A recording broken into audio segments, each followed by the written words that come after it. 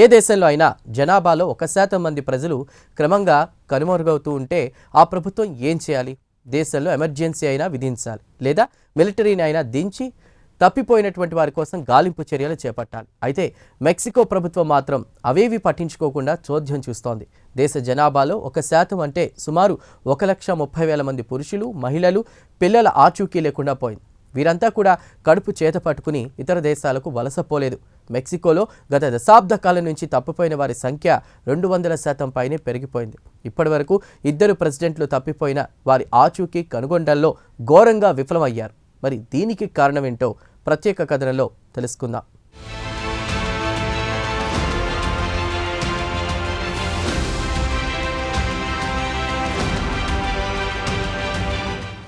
మెక్సికోలో ఉన్నట్లుండి ప్రజలు కనుమరుగవుతున్నారు.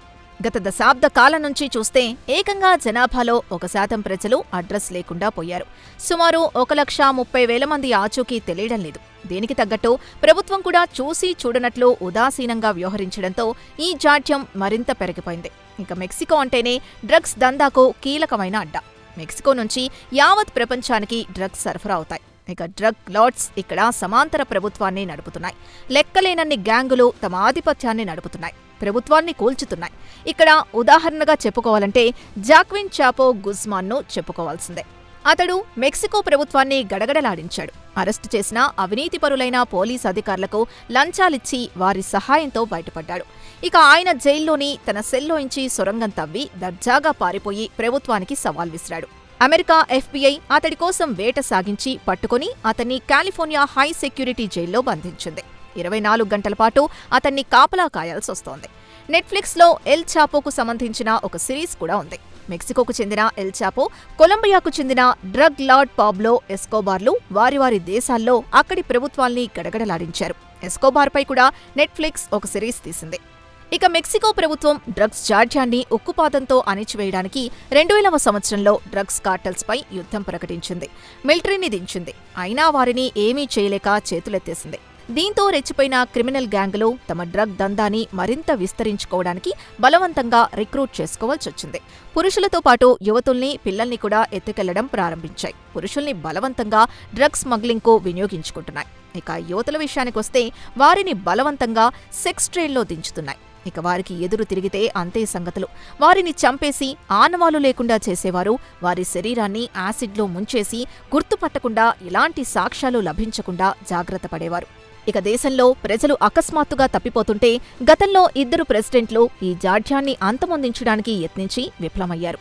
అయితే కొత్తగా వచ్చిన ప్రెసిడెంట్ క్లాడియా షెన్బామ్ కూడా ఎన్నికల్లో తప్పిపోయిన వారి ఆచూకీ కోసం గట్టి ప్రయత్నం చేస్తానని హామీలు గుప్పించి అక్టోబర్ 2024లో అధికారంలోకొచ్చారు.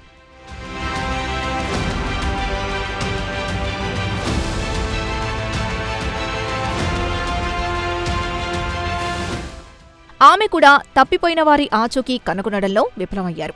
ఈ నెల 10వ తేదీన ఉదయం మీడియా సమావేశంలో ఎంతమంది మిస్సింగ్ అయ్యారో చెబుతూ ఇవే వాస్తవమైన నెంబర్స్ అని చెప్పుకొచ్చారు. అయితే ఆమె చెబుతున్న సంఖ్య సరైందా కాదా అనేది కూడా తెలియదు. నేషనల్ రిజిస్ట్రీ ప్లాట్ఫామ్ ఇచ్చే గణాంకాల్ని లెక్కల్లోకి తీసుకోవాల్సి ఉంటుంది. అయితే ఆమె నేషనల్ రిజిస్ట్రీకి కొన్ని ఇబ్బందులున్నాయని చెబుతున్నారు. వాటిని బలోపేతం చేయడానికి తన ప్రభుత్వం కట్టుబడి ఉంటుందని చెప్పారు. అయితే ఇక్కడ అసలు విషయానికొస్తే ప్రభుత్వం నేషనల్ రిజిస్ట్రీ ప్లాట్ఫామ్ను బలోపేతం చేయడానికి ఆర్థికంగా ఆదుకోవడం లేదు. పెద్ద మొత్తంలో నిధులు కేటాయించడం లేదు. దీంతో ఆ సంస్థ నిర్వీర్యంగా మారిపోయింది. అయితే ప్రభుత్వం తప్పిపోయిన వ్యక్తుల కుటుంబాల్ని ఆర్థికంగా ఆదుకుంటామని హామీ అయితే ఇస్తోంది. కానీ అవి వాస్తవ రూపం దాల్చడం లేదు. 2015 నుంచి 2025 వరకు దేశంలో తప్పిపోయిన వారి సంఖ్యపై అధ్యయనం చేసింది. 2015లో 4,114 మంది మిస్సింగ్ పర్సన్ రికార్డైతే 2025 నాటికి ఈ సంఖ్య 12,872కి పెరిగిందని తెలిపింది. ఇక డ్రగ్ లార్డ్స్ నియంత్రణలో ఉన్న ప్రాంతాల్లో ఇటు అదృశ్యాలతో పాటు మరోపక్క హత్యలు తరచూ జరుగుతూ ఉంటాయి. దీనివల్ల అధికారిక హత్యల సంఖ్య తగ్గుతోందని నివేదికలో వివరించింది. డ్రగ్ కార్టల్స్ ఎక్కువగా ఉన్న సినోలా, సోనోరా, బాసా, కాలిఫోర్నియా, సుర్ రికార్డుల్ని పరిశీలిస్తే 2025లో మిస్సింగ్ కేసులు ఎక్కువగా కనిపించాయి. బాసా, కాలిఫోర్నియా, సుర్లో 2024లో 164% పెరిగితే 2015 నుంచి చూస్తే 666% పెరిగింది. ఇక మెక్సికో చట్టం ప్రకారం ఎవరైనా ఒక వ్యక్తి అనుమానాస్పద పరిస్థితిలో తప్పిపోయినా లేదా హత్యకు గురైనా దాన్ని నేరం కింద పరిగణించారు. దీంతో విచారణకు జాప్యం జరుగుతోందనే వాదన కూడా ఉందని మెక్సికో మేధావులు చెబుతున్నారు. మొత్తానికి చూస్తే ఇటీవల గార్డియన్ పత్రిక దీనిపై ఒక ఆర్టికల్ని ప్రచురించింది.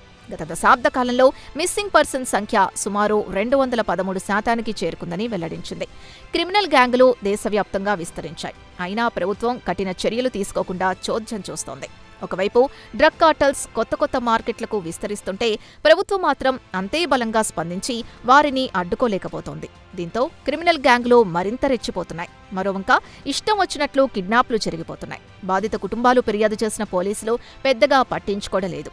ఆండ్రీస్ మాన్యుయల్ లోసెస్ ఒబ్రాడర్ ప్రెసిడెంట్గా ఉన్న 6 సంవత్సరాల్లో మిస్సింగ్ కేసులు ఏకంగా 54,000కు పెరిగిపోయాయి. అంతకుముందు ప్రెసిడెంట్తో పోల్చుకుంటే 215% మిస్సింగ్ కేసులు పెరిగాయని రికార్డులు సూచిస్తున్నాయి. అధికారంలోకి వచ్చిన ప్రయత్నాలు మిస్సింగ్ కేసులకు పరిష్కారం కనుగొంటాయని చెబుతున్నా అమలుకు మాత్రం నోచుకోవడం లేదు.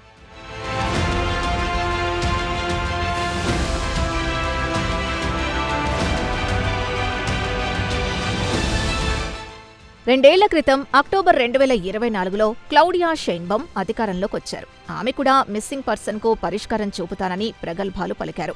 ఆమె అధికారంలోకొచ్చిన కేవలం 5 నెలల్లోనే 6,700 మిస్సింగ్ కేసులు నమోదయ్యాయి. ఇక లోపేస్ ఒబ్రడార్ పాలనతో పోల్చుకుంటే 92% ఎక్కువే మిస్సింగ్ కేసులు నమోదయ్యాయి. ఇక క్లౌడియా అధికారంలోకొచ్చాక తర్వాత పరిస్థితులు మరింత దారుణంగా తయారయ్యాయి. ఆమె ఇచ్చిన హామీలు గాలికిపోయాయి. డ్రగ్ కార్టల్స్ అంతు చూడ్డంలో క్లౌడియా ఘోరంగా విఫలమయ్యారు. ఇక కార్టల్స్ ఎక్కడ్నుంచి పనిచేస్తారో కూడా ప్రభుత్వానికి తెలియని పరిస్థితిలో ఉంది. ఇంత జరుగుతున్నా ప్రభుత్వం మీనమేషాలు లెక్కిస్తోంది. ఎలాంటి పాలసీ తెస్తే మిస్సింగ్ కేసులకు అడ్డుకట్ట వేయొచ్చో అని తీరిగ్గా అధ్యయనం చేస్తామంటోంది. 130 మిలియన్ ప్రజల జనాభాలో 130,000 మంది ప్రజలు అంటే 1% జనాభా కనిపించకుండా పోయినా ప్రభుత్వానికి మాత్రం చీమ కుట్టినట్లు కూడా లేకపోవడం విచారకరం. ఇదిలా ఉండగా యునైటెడ్ నేషన్స్ కూడా దేశంలో పెరిగిపోతున్న మిస్సింగ్ కేసుల పట్ల ఆందోళన వ్యక్తం చేసింది. మెక్సికోలో జరుగుతున్న 96% నేరాలకు సంబంధించిన కేసుల్ని పరిష్కరించడంలో ప్రభుత్వం విఫలమైందని ఆగ్రహం వ్యక్తం చేసింది. మిస్సింగ్ కుటుంబాలు, ముఖ్యంగా తప్పిపోయిన వారి తల్లులు ఒక గ్రూప్గా తయారై తమ పిల్లల కోసం గాలించడం మొదలుపెట్టారు. అయితే 2022లో ఏంజెల్ మోంటెనెగ్రో కిడ్నాప్తో అతని కుటుంబ సభ్యులు, ముఖ్యంగా ఆమె తల్లి గత 4 సంవత్సరాల నుంచి తమ కుమారుడి కోసం వెతకని ప్రదేశం లేదు. డ్రగ్ కార్టల్స్ హత్యలు చేసి శవాల్ని ఖననం చేస్తూ ఉంటారు. అక్కడికి వెళ్లి శవాల్ని వెలికి తీసి చూసొచ్చారు. అయినా ఫలితం దక్కలేదు. ప్రభుత్వం నుంచి ఎలాంటి సాయం అందడం లేదు. దీనిపై గార్డియన్ ఆమె దయనీయ గాథను ప్రచురించింది. దీనికి గ్లోబల్ మీడియాలో పెద్ద ఎత్తున ప్రచారం జరిగింది. ఇక మెక్సికో ప్రభుత్వం వెంటనే దేశంలో ఎమర్జెన్సీ విధించి మిలిటరీని దించి యుద్ధ ప్రాతిపదికన డ్రగ్ కార్టల్స్ ని ఏరివేయకపోతే రాబోయే రోజుల్లో మరిన్ని గడ్డు పరిస్థితుల్ని ప్రభుత్వం ఎదుర్కోవాల్సొస్తోందని హెచ్చరిస్తున్నారు రాజకీయ పరిశీలకులు.